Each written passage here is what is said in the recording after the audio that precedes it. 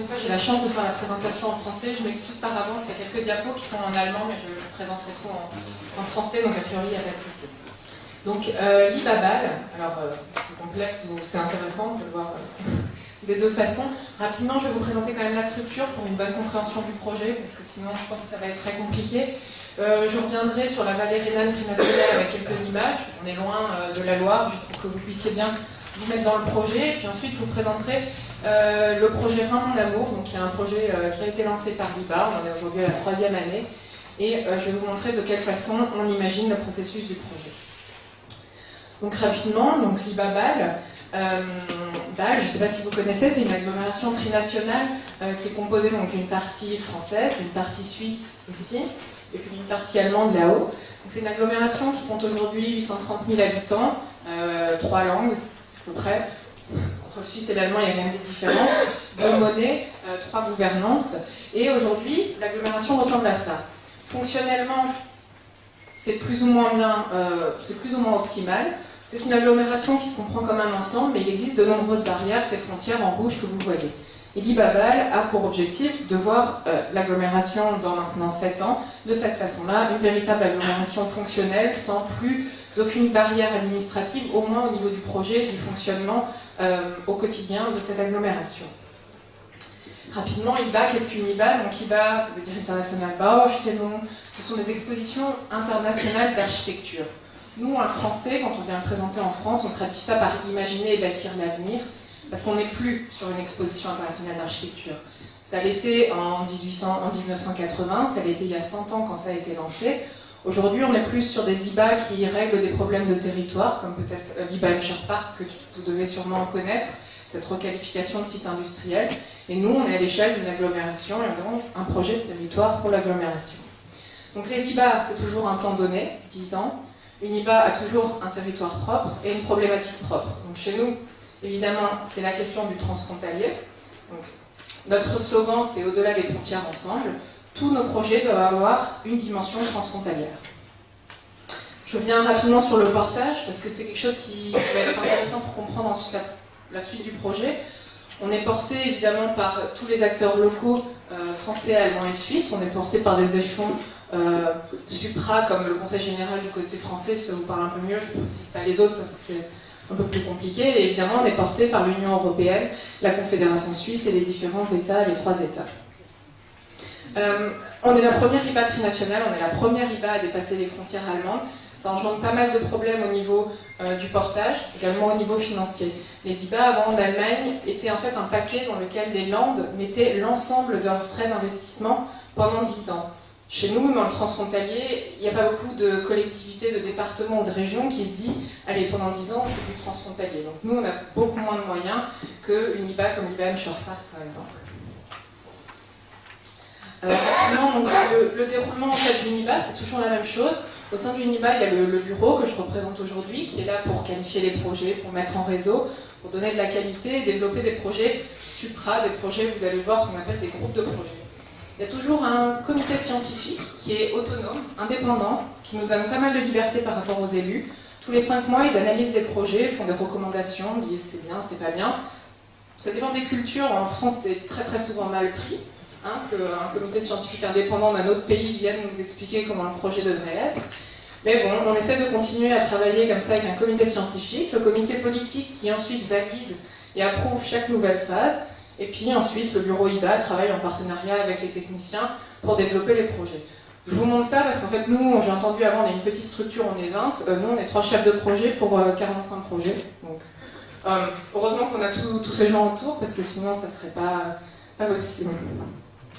Rapidement, en fait, quel est l'objectif d'une IBA? Donc, une IBA, il y a un label à la fin. C'est un label qui est assez reconnu, au moins dans le milieu allemand de l'aménagement du territoire. Avoir le label IBA, c'est quand même quelque chose, ça peut être un peu l'équivalent de ce que j'ai entendu aujourd'hui sur l'UNESCO. Donc, l'objectif à la fin, c'est d'avoir un label. Nous, à la différence du projet Estuaire, on est parti avec un appel à projet. On a commencé en 2010, on a eu 130 projets. Aujourd'hui, on en est là en 2013, on a pas mal de projets qui sont déjà nominés. Et, pardon, tout est en avant. On a déjà pas mal de projets nominés. Et on a aujourd'hui 43 projets. Donc ces 43 projets, Ils sont dans 3 champs thématiques tout à fait classiques de l'aménagement du territoire, hein. Espace paysager, ville et puis vivre ensemble. Donc nos projets doivent tous être des liens et lieux partagés, donc c'est la dimension transfrontalière. Au sein du NIBA, tous les projets doivent être exemplaires, ça veut dire qu'on n'a pas le droit de prendre un projet qui copie une méthode qui a déjà été mise en œuvre ou qui copie un simple projet déjà mis en œuvre. Et on doit avoir une réalisation au moins partielle jusqu'en 2020. Vous le verrez après sur le projet Rhin Mon Amour, cette réalisation rapide, ça veut dire dans 7 ans, nous permet quand même un peu de booster les acteurs et de dire c'est maintenant ou jamais, on y va, il y avait plein de projets encore dans les tiroirs et il y en a beaucoup qui ont été ressortis à cette occasion-là parce que l'aménagement transfrontalier, c'est pas quelque chose qui va de soi et souvent on abandonne avant d'arriver au projet. Donc rapidement, les espaces paysagers de l'agglomération transfrontalière ressemblent à ça. Bâle, c'est une ville très très verte, je ne sais pas si vous connaissez. La nature vient jusque dans la ville. Il y a aussi une façon de vivre le paysage un peu différente en Suisse et en Allemagne qu'en France. C'est quelque chose de tout à fait commun d'avoir de l'agriculture en ville, d'avoir des toits verts. Toutes ces discussions qu'on a actuellement en France sont déjà depuis de très nombreuses années actuelles. Notamment Bâle, c'est la seule ville dirigée par un gouvernement vert, les Verts libéraux, depuis plus de 25 ans. Donc c'est quand même des problématiques qui sont assez connues.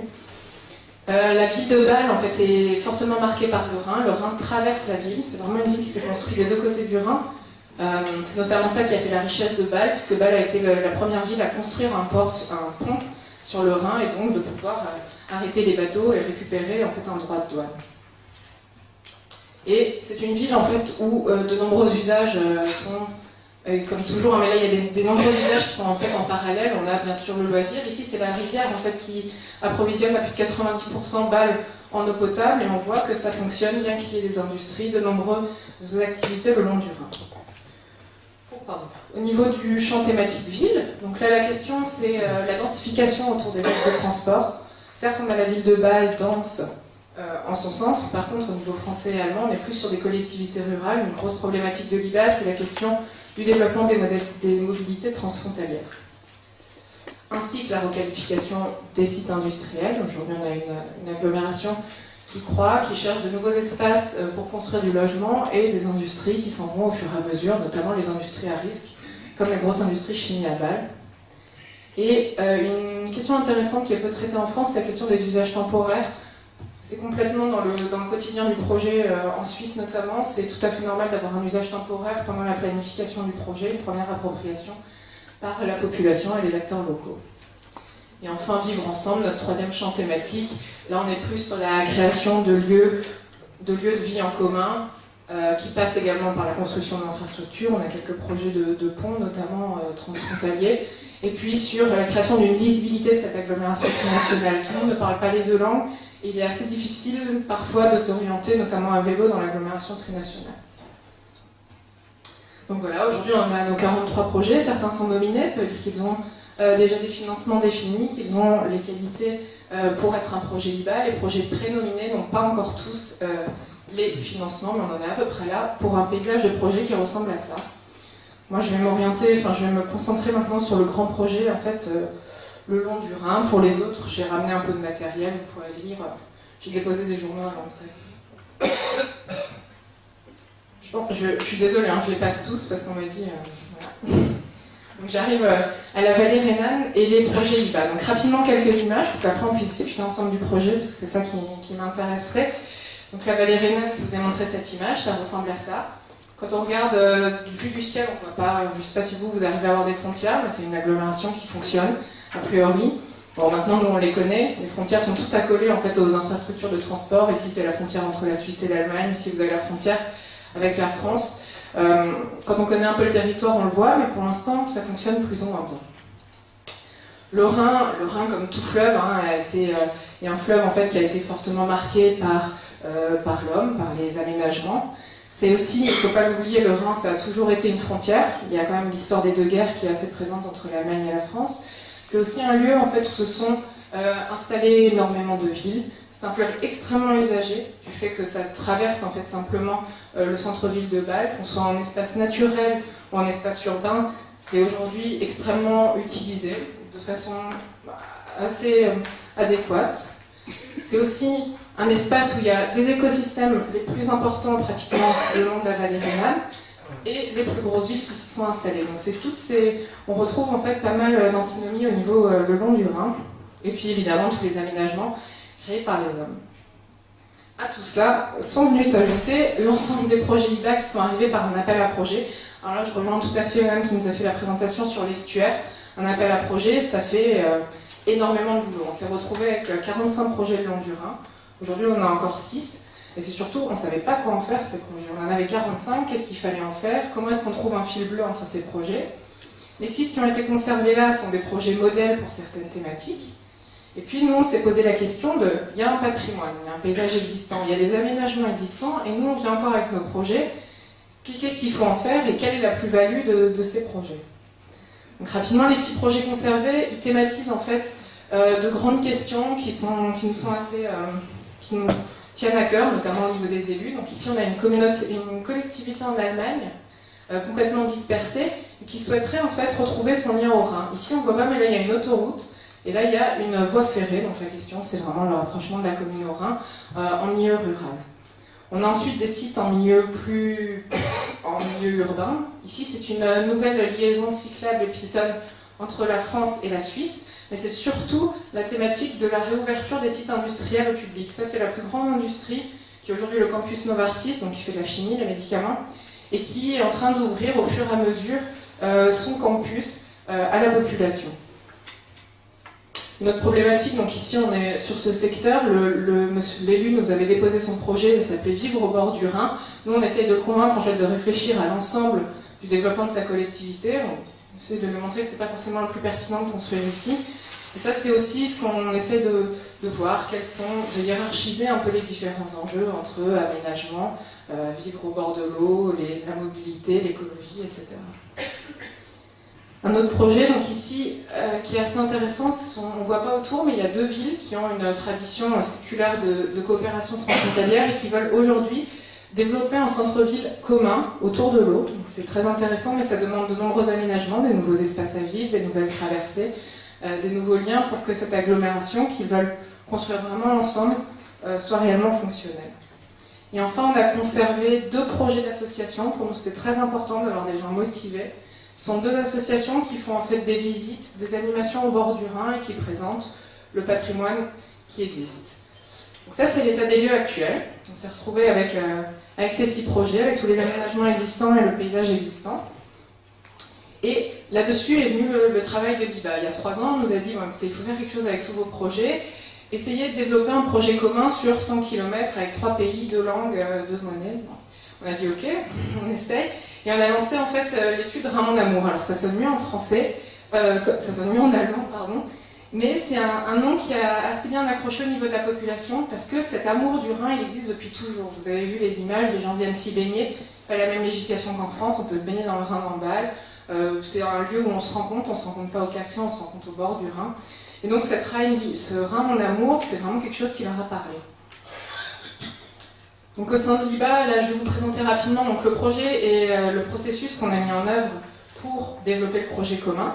Donc comme dit, on avait l'ensemble de ces porteurs de projets, 6 porteurs de projets, 3 pays, de nombreuses institutions.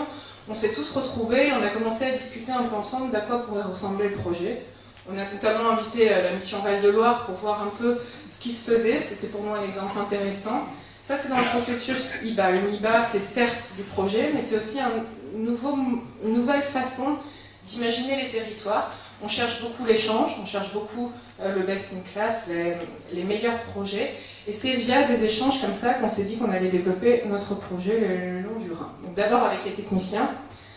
Ensuite, la principale propriété de l'IBA, c'est ce comité scientifique. Donc tous les 5 mois, on doit, chef de projet plus l'ensemble des acteurs qui portent le projet, confronter nos idées au comité scientifique, qui à chaque fois nous bottent en touche, nous font retravailler, etc. C'est fatigant et c'est hyper intéressant par contre. On avance comme ça pas à pas vers un projet modèle.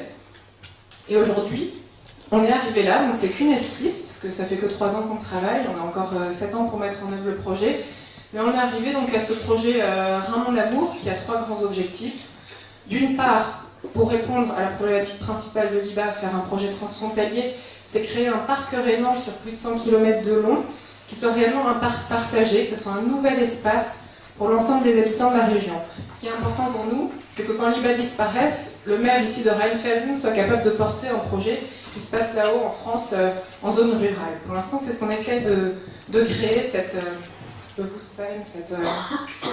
le mot en français, cette impression d'appartenir à un même territoire. Ça va passer par une accessibilité repensée. Le Rhin a été cette frontière qui a été notamment très très forte pendant la guerre. Il y a énormément de ponts qui ont été détruits. Il y a encore dans certains esprits cette idée que c'est la barrière qu'on ne doit pas traverser, etc. Donc il faut repenser notamment toutes les mobilités perpendiculaires au Rhin. Donc ça c'est un gros, je trouve plus le mot en français, un gros objectif de l'IBA. Un gros défi de l'IBA.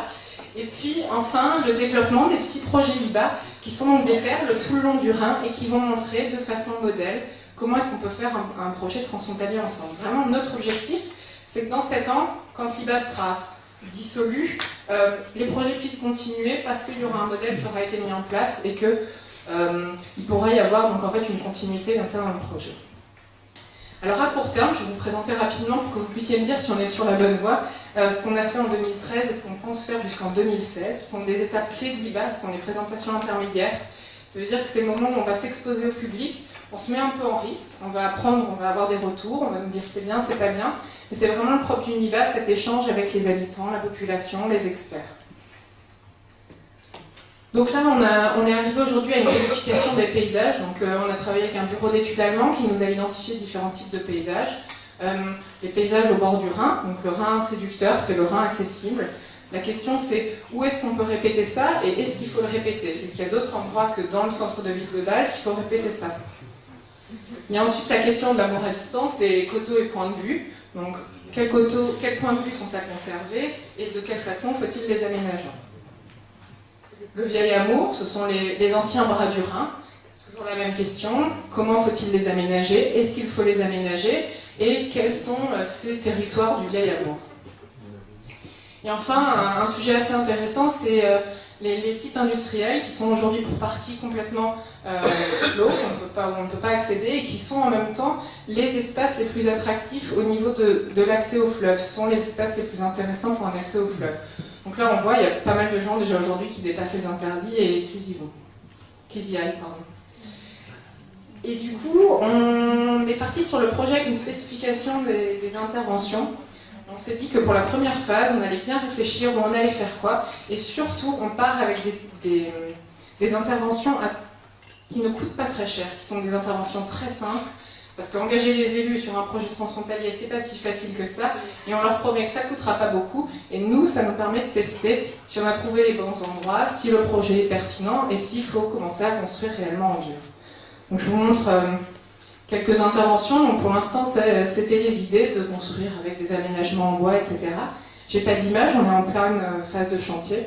Je ne vais pas vous ramener, mais là, c'est les différentes interventions qu'on voudrait faire. Donc, le paysage séducteur, retravailler donc cette idée de lien direct à l'eau, je peux toucher l'eau, je peux m'y baigner. À d'autres endroits, ici on est en Allemagne, mais officiellement on n'a pas le droit normalement de se baigner. On a réussi, grâce à un travail avec les élus, grâce à un travail avec l'équivalent de VNF, de mettre en place des plateformes en bois pour que les gens puissent s'y baigner.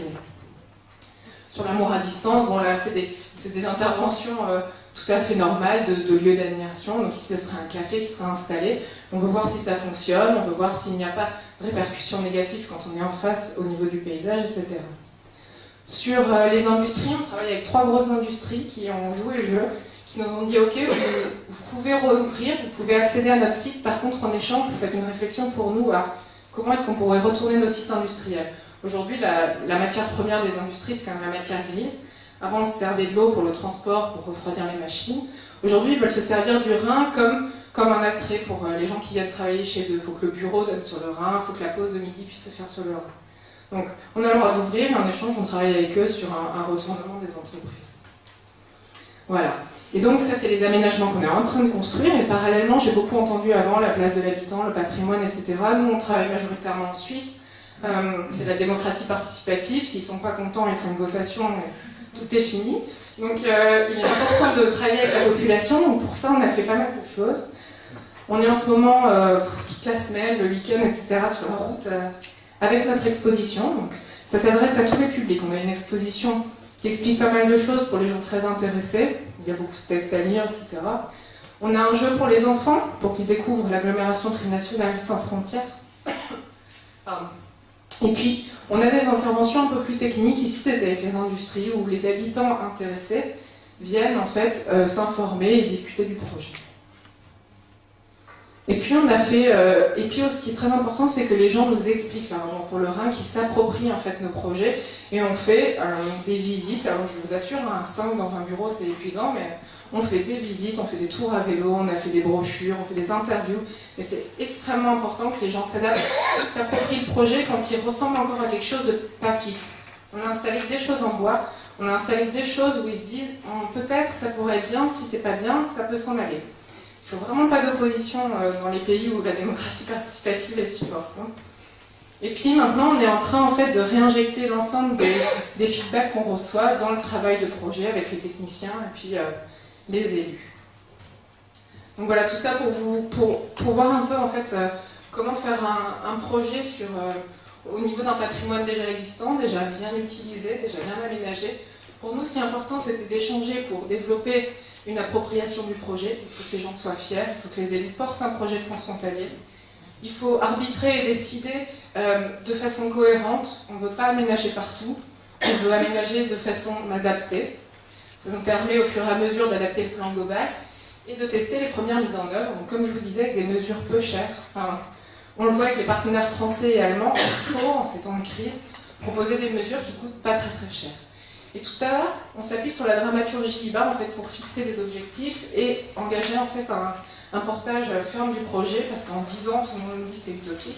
Finalement, en 3 ans, on a pas mal avancé, et si on continue sur notre calendrier, là, on en est pour certains projets à l'inscription dans les documents d'urbanisme. Donc en 3 ans, on trouve qu'on a avancé assez vite. Voilà. Donc en conclusion, je vous ai présenté un territoire, un projet et un outil d'aménagement. En lisant le titre de l'intervention, j'ai eu un peu peur, parce que ça s'appelle Aménagement des aménagements sur aménagement. Je me suis dit, mon Dieu, où est-ce qu'ils veulent nous mettre sur aménagement? Je sais pas.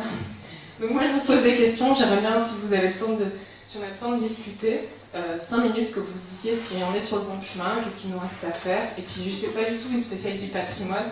Est-ce qu'on prend assez en compte le paysage existant, etc. Merci.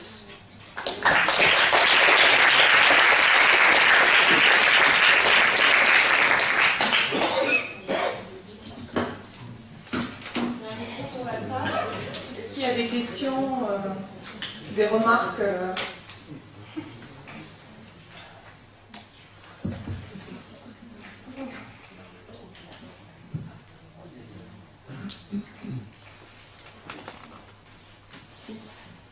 Moi, je vous interrogerai sur la fin, hein, puisque c'est ce qui m'intéressait bien, vous avez compris. Et c'est sur cette capacité, est-ce qu'il faut des lieux avec ces petits équipements en bois dont vous parlez? Est-ce que c'est ça aussi une des idées pour faire en sorte que les gens viennent, qu'il y ait des échanges, qu'il y ait tout ce qu'on disait, c'est-à-dire que comment faire venir les gens et que ce soit plus qu'une simple visite? Alors oui, voilà, donc on a les premières visites, et puis après on s'est dit on va plus loin avec ces aménagements, parce qu'on veut quand même une appropriation. Pour nous, on n'était pas sûr que les sites sur lesquels on va faire du projet soient des sites vraiment qui seraient appropriés, est-ce que ce sont les bons usages, etc. Donc c'est dans ce sens-là qu'on fait ces aménagements en bois. Dans la mesure du possible, on ne peut pas toujours être là, mais on essaye, quand on sait qu'il y a un aménagement qui fonctionne bien, de venir parfois le soir et de discuter un peu avec les gens pour voir ce qu'ils en pensent, où ça en est. On part vraiment du top-down, ça a été donné comme ça, parce qu'il y a eu cet appel à projet, on doit faire avec, et puis on essaie de vraiment jouer le jeu jusqu'au bout. Moi, c'est une question plutôt sur le transfrontalier, parce que ça, je trouve que c'est extrêmement intéressant. Faire projet, déjà, c'est souvent complexe sur un territoire avec l'intercommunalité interrégionale, mais alors le transfrontalier, qui me semble tout à fait pertinent. Hein, c'est pas, nous, on souhaiterait vraiment développer aussi ces réflexions au niveau transfrontalier sur des aménagements paysagers, patrimoniaux, ou avoir ces réflexions. Comment est-ce que ça se met en place et est-ce que ça se fait sans heurts? Est-ce qu'on arrive véritablement au projet très facilement? Enfin, dites-nous un petit peu.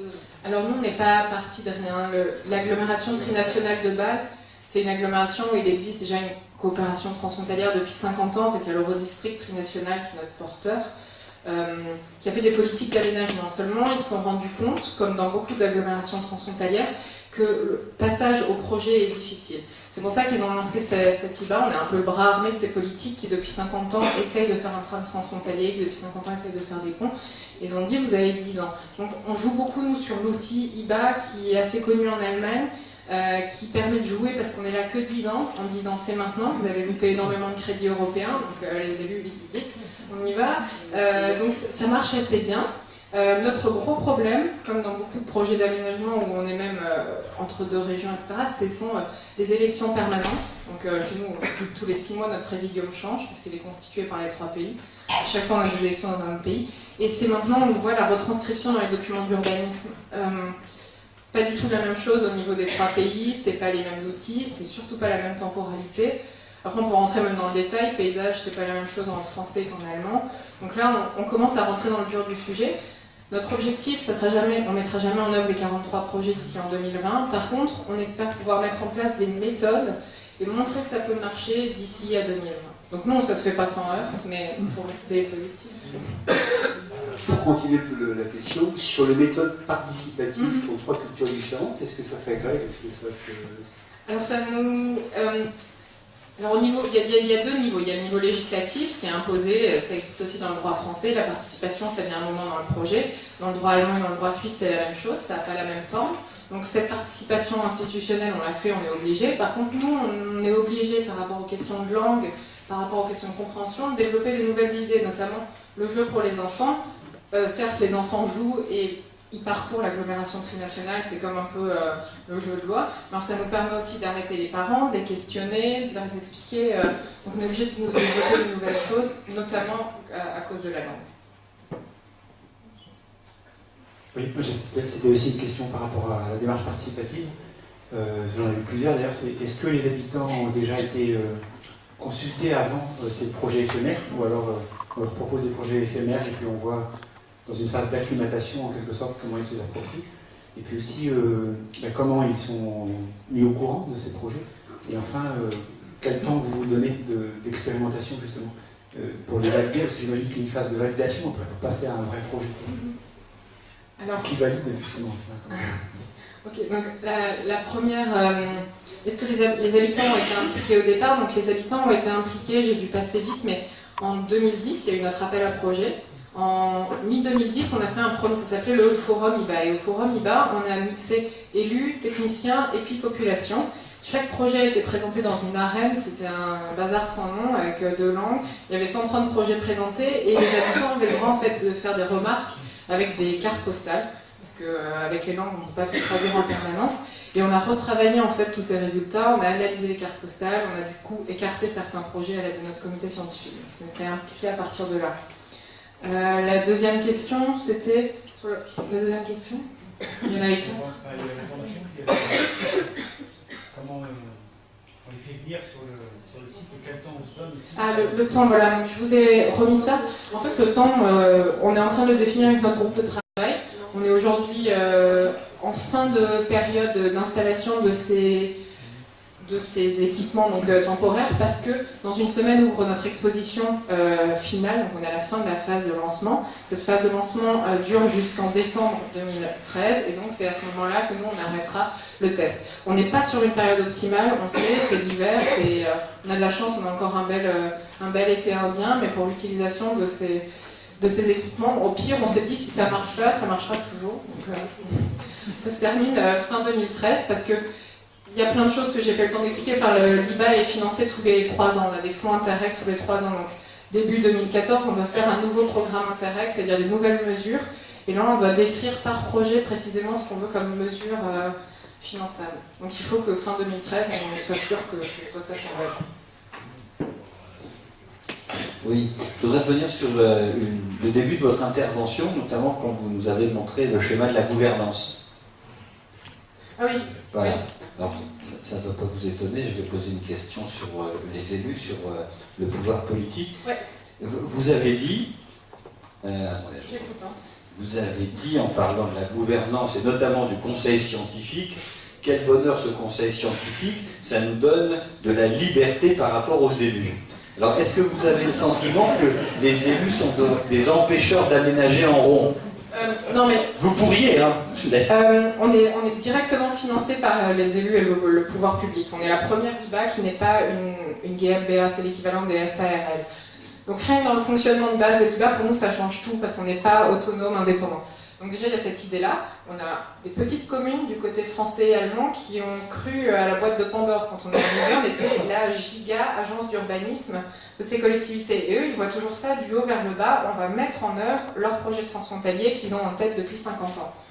Et ce comité scientifique nous a énormément aidé au début pour le choix des projets. C'est pas si facile que ça d'évincer des projets des collectivités qui nous financent, d'une part, et d'autre part, aujourd'hui, ça nous permet d'avancer au niveau de la qualité. À chaque fois, on retoque quand même les élus qui viennent nous présenter leur PLU ou leur plan d'aménagement de ZAC en leur disant c'est pas assez bon.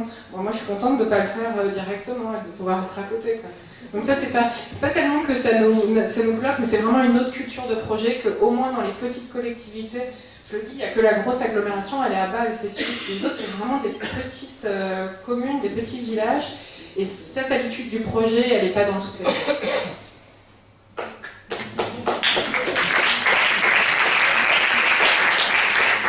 Une question rapide. Oui, j'ai entendu parler d'Interreg. Oui. Et je m'interroge, la Suisse est rentrée dans l'Europe? Alors non. Il est possible, donc on est ici.